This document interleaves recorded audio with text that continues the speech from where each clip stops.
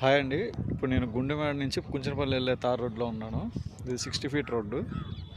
గుండెమేడ ఊరు. అక్కడి నుంచి తార్ రోడ్డు. ఇది ఆ వెహికల్స్ వచ్చాయి. కనిపించే వచ్చేసి KL university buildings. 60 feet road.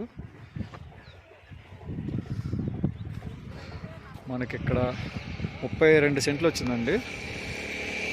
ఇక్కడ నుంచి బ్యాక్ సైడ్ పిల్లర్ ఉంది. అక్కడ పిల్లర్ అక్కడ నుంచి రోడ్ ఫేసింగ్ వచ్చేసి 82 వస్తుంది. లోతు వచ్చేసి 120 అలా వస్తుంది. 32 సెంట్లు ఇవ్వండి.